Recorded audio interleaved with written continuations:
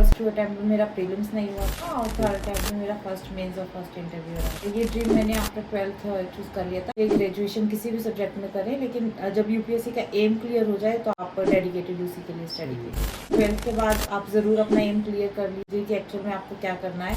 मतलब एक पार्ट कहीं ना कहीं स्ट्रॉन्ग हो या रीजनिंग या कॉम्प्रिहेंसिव या मैथ। यस।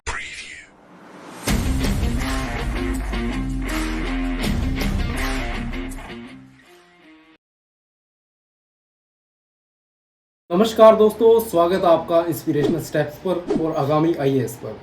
दोस्तों, आज का हमारा यह पॉडकास्ट बहुत ही मोटिवेशनल, एजुकेशनल और इनोवेशनल होने वाला है, क्योंकि आज हमारे साथ हैं सुश्री कोमल गर्ग जी। बताइए, आपने एक स्कूल लाइफ से स्टार्ट करके आज ऑल इंडिया रैंक 221 तक का सफ़र बताइए हमारे दर्शकों को। हाँ सर, सफ़र तो काफ़ी लंबा रहा था। ये मेरा थर्ड अटैम्प्ट था। तो फर्स्ट टू अटैम्प्ट में मेरा प्रीलिम्स नहीं हुआ था और थर्ड अटैम्प्ट में मेरा फर्स्ट मेंस और फर्स्ट इंटरव्यू रहा था। ओके मैम, आप अपने जर्नी के बारे में बताइए थोड़ा। आपने कहाँ से, मतलब एक 12th में आप जो होशियार कह रहे हो, मतलब कहाँ तक आपने स्टार्ट किया? नहीं, स्कूलिंग मेरी काफ़ी अच्छी रही थी। मतलब मेरे मार्क्स अच्छे आते थे स्कूल में। तो उसके बाद ग्रेजुएशन में भी सही रहा मेरा स्कोरिंग।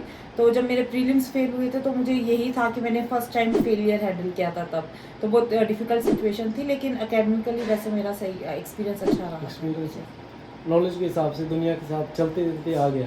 हाँ हाँ जी। स्टार्टिंग आपने कैसे स्टार्ट किया? आपने यूपीएससी ही कैसे सोचा? सर, ये ड्रीम मैंने आफ्टर 12th चूज़ कर लिया था। एक्चुअली 12th में मेरे पास कॉमर्स था, तो लेकिन मेरा 12th के बाद मेरा क्लियर हो गया था एम की मुझे आईएएस की तैयारी करनी है। तो मैंने बीए किया था आर्ट सब्जेक्ट्स में, हिस्ट्री प्लस पॉल साइंस में, ताकि मेरी इस जर्नी में हेल्प कर सके ये सब। कहीं ना कहीं आपने पहले से सोच रखा था। हाँ जी, आफ्टर 12th मेरा आज के टाइम में क्या ज़्यादातर गर्ल्स हैं, उनको यही नहीं पता होता आज के आगे आफ्टर ग्रेजुएशन क्या करना है, और आपने +2 बेस पे ये तैयारी प्रिपेयरिंग रखी। तो आप जो ग्रेजुएशन में गर्ल्स हैं या बॉयज़ हैं, उनको नहीं सही दिशा मिल पा रही, उनको आप कैसे गाइड करोगे, मतलब सही दिशा के लिए? मैं यही गाइड करूँगी कि 12th के बाद आप ज़रूर अपना एम क्लियर कर लीजिए कि एक्चुअल में आपको क्या करना है, और उसी अकॉर्डिंग आप अपनी ग्रेजुएशन कीजिए। लेकिन यूपीएससी में ज़रूरी नहीं कि आप आर्ट्स ही सब्जेक्ट लीजिए।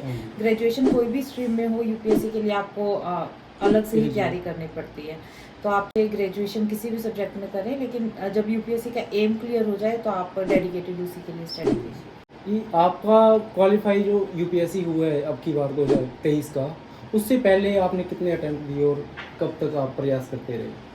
हाँ सर, ये मेरा थर्ड अटेम्प्ट था। थर्ड अटेम्प्ट था। हाँ जी। इससे पहले आपने कोई एचसीएस या आरएएस का एग्ज़ाम दिया हो कोई? नहीं, अदर मैंने स्टेट का कोई? एचसीएस का तो मैंने एग्ज़ाम दिया था एक, लेकिन वो कैंसिल हो गया था। अच्छा। बस उसके बाद मैंने नहीं दिया था। तो मेरा क्लियर एम यही था कि यूपीएससी देना है, और फिर मैंने एग्ज़ाम नहीं दिया था। आपका ऑप्शनल वगैरह क्या सब्जेक्ट था? मेरा ऑप्शनल एंथ्रोपोलॉजी था।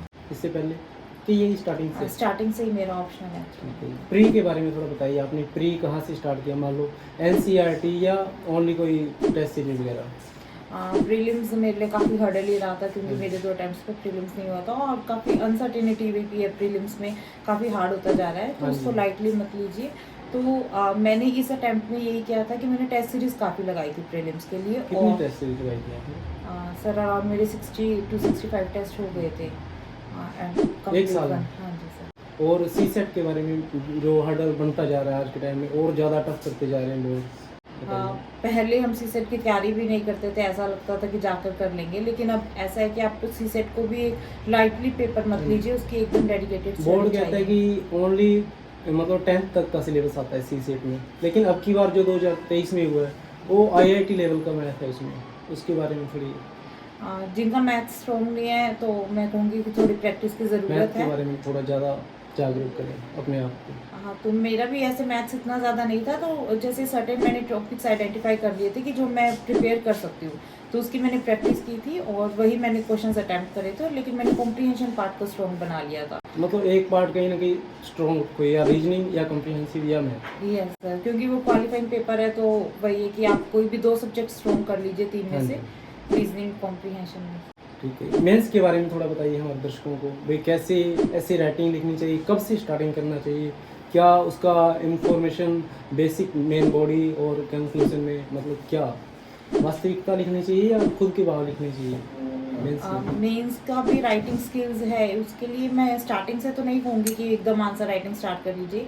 पहले अपना बेसिक सिलेबस हाँ कंप्लीट जी, कर पहले लीजिए। थोड़ा बहुत प्री का कर लो, उसके बाद मेंस की तैयारी हाँ करो। जी, जब टॉपिक एकदम क्लियर हो जाए फिर धीरे धीरे प्रैक्टिस स्टार्ट करिए, और उसके लिए टॉपर्स आंसर कॉपी को ज़रूर रेफर करें कि एक्चुअल में क्या स्ट्रक्चर रहता है आंसर लिखते टाइम, तो वो काफ़ी हेल्प करता है। और इंटरव्यूज़ के बारे में बताइए, मान लो आपको जाते ही पैनल के सामने मतलब कैसे-कैसे क्वेश्चन सामने आए?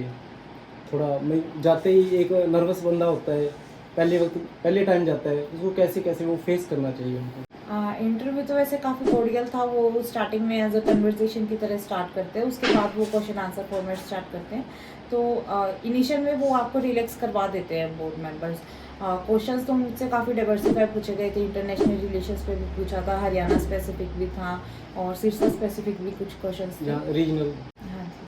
तो मैम हमारे जो दर्शक हैं या हमारे जो एस्पिरेंट्स हैं चैनल के साथ जुड़े हैं, उनके अभिभावक हैं और उनके बच्चे भी तैयारी कर रहे हैं, मान लो कोई 10th में है, +2 में है या कोई ग्रेजुएशन में है, उनके लिए मान लो यूपीएससी के रिगार्डिंग कोई सही सजेशन दे पाएँ, जिससे वो एक भटकती दुनिया से एक सही दिशा में आ पाएँ, उनको एक सही दिशा मिल पाए। ज़रूरी नहीं यूपीएससी, कोई और फील्ड, कोई बिजनेस हो, जिससे देश को सशक्त बनाया जाए। इसमें भाई ये हार्डवर्क हमेशा पे ऑफ करता है, लास्ट में आप मेहनत करते रहिए। हाँ जी। राइट गाइडेंस की बहुत ज़रूरत है इस एग्ज़ाम में, क्योंकि काफ़ी डाइवर्स सिलेबस है, तो अगर हम सभी बुक्स पढ़ने लग जाएंगे तो वो टाइम लग जाएगा। तो आप गाइडेंस पहले जो भी एग्ज़ाम के लिए आप प्रिपेयर कर रहे हो उसका सिलेबस ज़रूर रेफर करें और सिलेबस को डिटेल्ड स्टडी करें, और प्रीवियस ईयर बहुत इंपॉर्टेंट होता है, क्वेश्चंस का एनालिसिस करिए। Yes sir. तो PYQ से ये आइडिया आ जाता है कि हमें एक सब्जेक्ट को कितनी डेप्थ में पढ़ना है और एक्चुअल रिक्वायरमेंट क्या है एग्ज़ाम की, तो उसके अकॉर्डिंग हम अपनी स्टडी का प्लान कर सकते हैं। कई स्टूडेंट्स होते हैं, मान लो उनको कई रेफरेंस बुक स्टार्टिंग से रेफरेंस बुक पढ़ने का शौक करते हैं, भाई इनमें से निकल जाएगा, वो एनसीईआरटी को हाथ में नहीं लगाते हैं। आपकी राय में एनसीईआरटी की वैल्यू रेफरेंस बुक्स के मुताबिक कहाँ तक है? एनसीईआरटी काफ़ी कुछ सब्जेक्ट्स पे काफ़ी इंपॉर्टेंट है, और लाइक ज्योग्राफी की है। ज्योग्राफी, पॉलिटी हाँ हो जी, गया। ज्योग्राफी, पॉलिटी हो गया, हिस्ट्री की भी एनसीईआरटीज काफ़ी अच्छी है। तो एनसीईआरटीज आप बेस बना कर चलिए, बिकॉज हम सीधा रेफरेंस बुक पढ़ते हैं तो बेसिक हमारा क्लियर नहीं हो पाता है, उसमें वो कॉन्सेप्ट तो क्लियर हो जाएगा, बेसिक रह जाएगा। तो क्वेश्चन को, क्योंकि यूपीएससी बेसिकली एनालिटिकल क्वेश्चंस हाँ जी। पूछता है, तो आपका जब बेस क्लियर नहीं होगा तो फिर वो बहुत इशू हो जाएगा सॉल्व करने में क्वेश्चन। हाँ जी।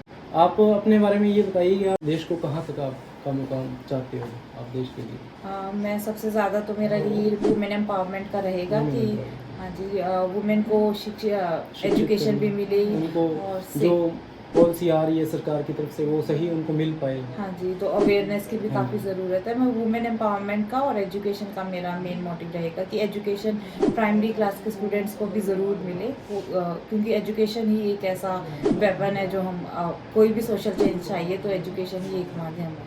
मैम, आज के हमारे जो गर्ल्स हैं, खास करके ग्रेजुएशन बेस के, उनको सही दिशा नहीं मिल पा रही, ठीक है? आफ्टर ग्रेजुएशन वो कोई और ही मतलब ऐसे कह नहीं सकते, ऐसी एक्टिविटीज़ में लग जाती हैं, तो उनको कोई सही दिशा गाइडेंस दीजिए आप as a DM। As a DM मैं यही कहूँगी कि आप अपने इंटरेस्ट को आइडेंटिफाई कीजिए। हाँ जी। आपका ऐसा नहीं है कि आपके जो पेरेंट्स कह रहे हैं आप उसी में फील्ड में चले जाएं, बिकॉज आपका इंटरेस्ट नहीं होगा तो आप काफ़ी लंबे टाइम तक उसमें सस्टेन नहीं कर नहीं। पाएंगे। तो आपका जो इंटरेस्ट है आप उस इंटरेस्ट को अच्छे से अपना एक हॉबी की तरह अपने करियर में उसमें इंक्लूड करें कि आप उसमें कैसे करियर बना सकते हैं अपने इंटरेस्ट में। तो आप उस पर मेहनत करिए और आपको सफलता ज़रूर मिलेगी। तो दर्शकों, हम मिले ऑल इंडिया रैंक 221 के साथ, जो देश के युवाओं के लिए, देश की नारियों के लिए, देश की लड़कियों के लिए और देश को सशक्त बनाने के लिए अपनी अहम भूमिका निभाती रही हैं और आगे भी निभाती रहेंगी। तो इसी के साथ मिलते हैं एक अगले पॉडकास्ट में। आप सभी का धन्यवाद। मैम, आपका बहुत बहुत धन्यवाद। आपको बहुत बहुत कॉन्ग्रेचुलेशन पूरे देश की तरफ से, हमारी टीम की तरफ से, हम सभी साथियों की तरफ से। Thank you so much. Thank you.